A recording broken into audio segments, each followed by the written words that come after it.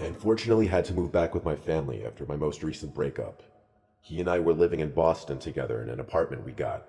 Just a little word of advice: never sign a lease with someone who you recently got into a relationship with. He was not the person I thought he was. My parents live in western Massachusetts. If you've ever been to Massachusetts, you know the more west you get, typically the more rural it gets. I'm not a big country girl. I like to be in or near a major city, especially since I'm in my 20s still. My parents' area is super boring. I'm hoping I'm only here temporarily until I find another apartment I can afford myself, though I'll be staying away from Boston for reasons. I had to get a job back at the urgent care facility I used to work at before I moved. They welcomed me back excitedly, even if it is just temporarily until I move again. The trade-off with this job, though, is that I tend to work undesirable hours, meaning overnights. Though the shifts are easy, they're boring, and they entirely mess up my sleep schedule and social life. Not that social life is even the best around here. After my shifts, sometimes I'll stop for what's considered my dinner, usually takeout since not much is open at these hours. Though this morning, I got out at 4 a.m., and there's a bagel place that opens at that time, and they serve a lot of types of food. So I stopped by there and grabbed a chicken sandwich and a salad. I was going to eat it once I got home. I also had to make a pit stop for gas as well. I stopped at the local Shell station, one of the few gas stations open at this hour that was on the way home. The parking lot for this station is huge, yet I hardly ever see any other cars in there, even during the day. I went inside to pay cash to save a little money. I went back outside to the pump, and there was now another car at one of the other pumps. It was a blue sedan. A guy got out of the car as I was walking over to the pump I was at. As I began fueling, I noticed him start to fuel up as well. I guess he locked the handle in place so that it would automatically keep dispensing gas without him holding it, because he walked through the two pumps to my side, and then said to me, "Want to see a funny trick?" I immediately hated this interaction. Still, for some reason, I said, "What's the trick?" He then started doing that stupid old trick where you pretend you're pulling your finger off with your other hand by just folding it down. He kept looking down at his hands and then back at me with this kind of sarcastic looking expression, as if he knew what he was doing was stupid, but honestly I couldn't tell. I fake laughed so that he'd go away, but he didn't stop. He kept doing the trick even after I looked away and tried my best to pretend not to notice anymore. When I felt the click of the gas nozzle indicating that the tank was full, I was so relieved. I quickly relatched the nozzle to the pump and hurried inside for my change. When I came back outside, the man wasn't in sight anymore, yet his car was still there, and the hose was still pumping gas into his car. I didn't want to stick around to catch his attention again. I got back in my car, though just out of paranoia, I checked the back seats just to make sure he wasn't hiding back there. I locked the doors, and then I was back on the road. I was home in about 5 minutes after that. I was so excited to eat my 4:30 a.m. dinner.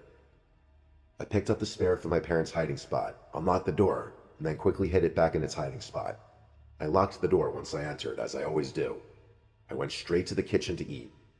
I make sure to be quiet when I get home late so as not to wake up my parents. We only have 2 cars in the family, so I share my mom's car.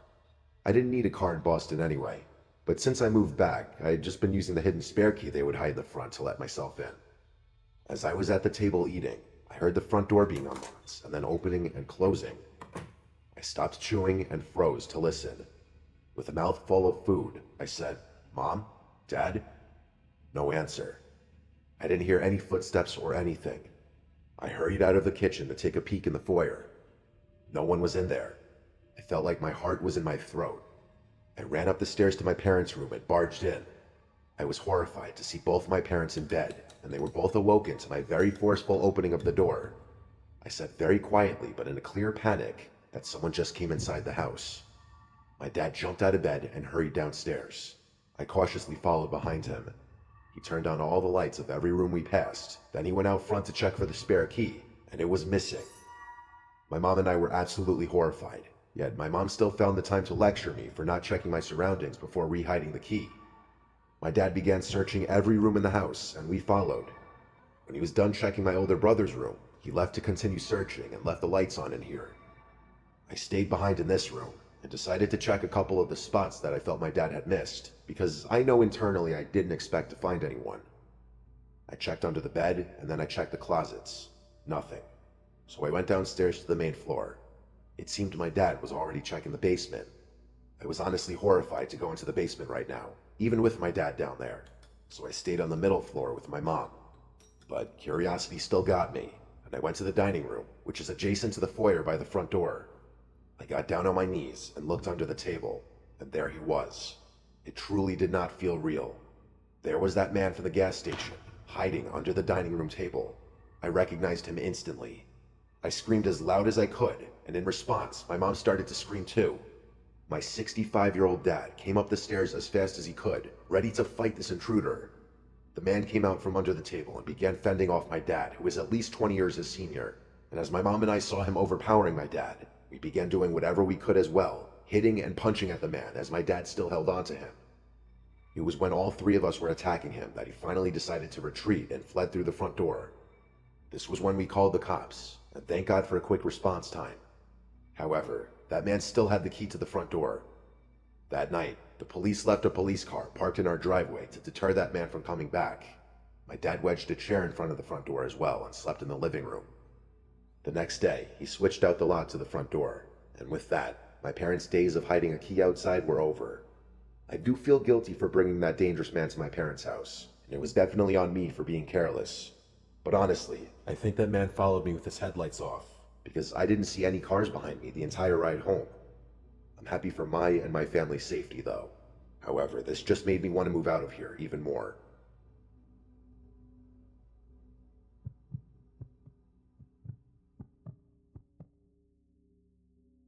I like driving at night because there's nothing more that I hate than driving in traffic. I'm from New York, Long Island specifically, and the traffic here is truly unbearable. My brother lives in Florida, and I like to go down and visit pretty often.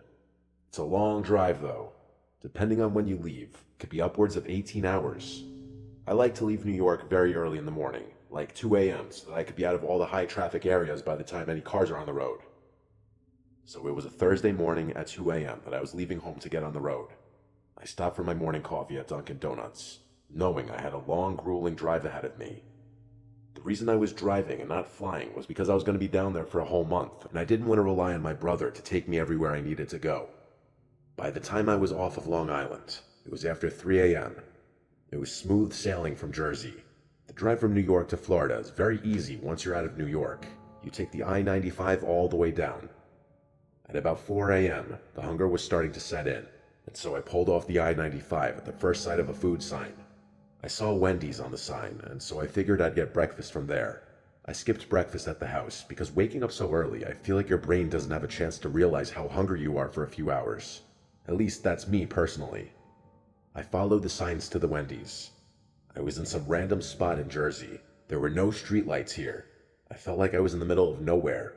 Just about the only light was from my headlights. When I got to the Wendy's parking lot, some of the lights were on, and I saw a car in the parking lot, so I pulled into the drive-thru. The menu in the drive-thru was lit up, so I thought it was open, but I sat there for over a minute looking at the intercom, waiting for someone to greet me, but they didn't. I even said excuse me to no avail. I pulled out my phone and looked up this Wendy's, and wouldn't you know it, it didn't open until 6 a.m. And then, suddenly, 3 knocks at my window almost sent me out of my seat. I turned to my right, and there was a man outside my window, smiling. He motioned for me to lower the window. I didn't really feel comfortable doing that, so I just cracked it open just enough to hear him. He said the place isn't open, and I said, yeah, I actually just found that out. He then told me that he was stranded. He pointed to the one other car in the parking lot over there, and said his battery died. He practically begged me to come help him jumpstart his car. I told him I don't have jumper cables, and he told me not to worry, he has them in his trunk. I took one more look at his car parked in the corner spot by the woods, and I said okay. I believe in karma, and I knew I'd have bad karma if I left this man stranded in a situation that I could have easily helped him out in. He backed away from the car so I could pull my car next to his. Since he was parked head in, I did the same to align our hoods as close as possible. I got out from my car after popping my hood. He went to go pop his hood and grab his jumper cables. After we connected the cables to the respective terminals, I started my car again. We gave it a minute before I told him he should go try starting his car. He took his sweet time walking inside, but when he tried starting it, the car didn't start. So we gave it another couple of minutes, and then he tried it again. Still nothing. This was weird, considering he had just been driving the car, so his battery shouldn't need that long to get enough of a charge to start again. The guy then asked me to hang on as he walked away and got on his phone. He started speaking in Spanish in a pretty low volume. I can't really understand Spanish, so I wasn't even bothering trying to hear what he was saying. He came back to me after his call and said that his friend said to give it a few more minutes and try one more time. I said okay. I was trying to do the right thing, but I was also hoping this wasn't going to eat up much more of my time. But the last thing I was expecting was hearing the aggressive sound of two pickup truck engines flooring it into the parking lot, one from either side of the building. I instantly put it together.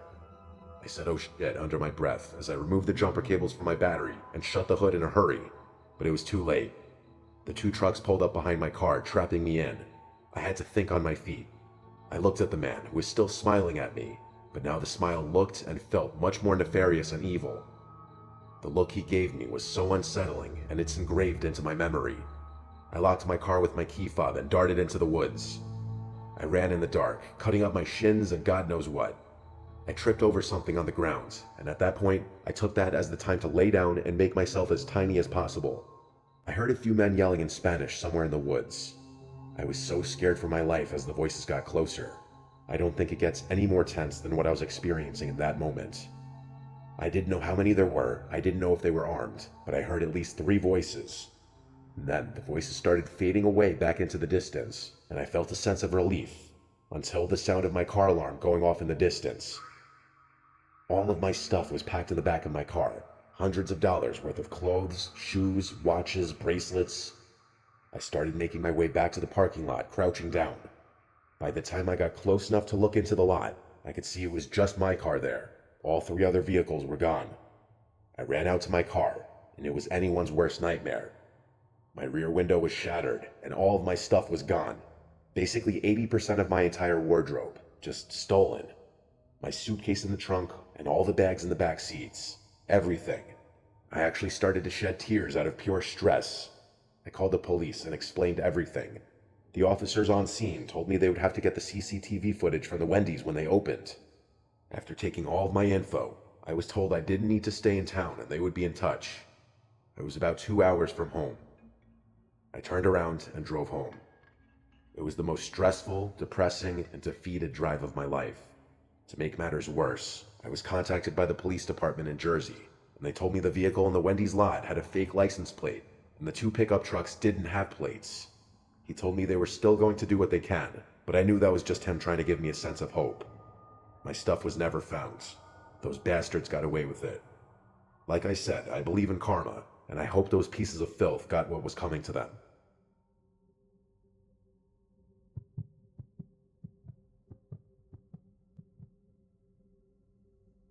We've all taken a long car trip, haven't we? We've all passed that rest area sign multiple times, wondering if we could make it another 20 minutes or not before having to take a pee break or stretch. Sometimes you're lucky and get one of those huge rest areas with the big buildings with food and everything. But most other times, depending on where you are, you'll be lucky to get a little one with a tiny building just for restrooms and nothing else. Well, I was on a long road trip. A 15-hour road trip, actually, and a big chunk of that drive was overnight. I won't say from where to where because I don't really think that matters much, but I will say that I was in some bumpy area on the east coast of the US. It was late at night and I was powering through the drive. Not many cars on the road at this hour. In fact, it was a pretty rare scene to see another car on the road this late. I was reaching that uncomfortable point in the ride where I had to use the bathroom, and I was just getting overall antsy in my seat from sitting for so long. I started keeping an eye out for a rest area sign, and when I saw that familiar blue sign, it felt like a saving grace. So a few miles later, I veered off into the rest area. It was a small one, but there was a restroom building, and that's all I needed. There were no trucks parked here. I'm pretty sure they can only stay overnight at designated truck rest areas. But there was another car in the parking lot. I considered the possibility that whoever it was asleep in their car. As I got out from my car, I stretched a bit, and on my way to the bathroom, I looked at the other car in the lot. But the windows appeared to be tinted, so I couldn't see if someone was inside of it or not. Not that it was a big deal in the moment, I was just curious. I got inside the bathroom, and I was faced with a strange sight. There was a man standing in the corner of the bathroom with his head looking down and his back towards me. At first I thought he was using the urinal, but I quickly realized he wasn't even facing the closest urinal. He was literally just facing the corner of the wall. I paused, and I didn't know whether to say something or not. I almost said, "Are you all right?" But the scene was just too weird. I had to walk closer to him though to get to the stall, and honestly, I was almost scared to get near him. I just tried to mind my business and keep a normal pace. I walked into the stall and closed the door. Honestly though, I couldn't go to the bathroom with someone else in the room. I'm one of those people. It was just too dead silent in there. It was weird.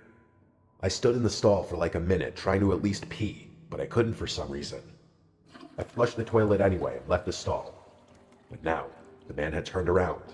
He was still standing in the same spot, but now he was facing me. I could see his face, and he was looking at me. I'm not one to ever judge someone's appearance, but this man was the scariest looking man I'd ever seen. There was something so unsettling about his face, specifically his eye region. The expression he had was a blank stare. I hadn't had a social interaction in over 10 hours, and this caught me way off guard. Instead of saying anything, I quickly turned and headed out of the bathroom. I got to my car and wasted no time turning it on and backing it up. As I looked in the rearview mirror, I saw that man walking in the direction of my car. I drove fast away to get him out of my sight. I was relieved to get back on the highway. However, that was the only relief I got. I still had to use the bathroom. I was sure it would only be another 20 minutes or so till the next one. I could hold it. I was right, it was about 20 minutes before I got to the next rest area. It was another nearly identical one as the other. Like I said earlier, most are pretty similar. No cars were in this one, thank God.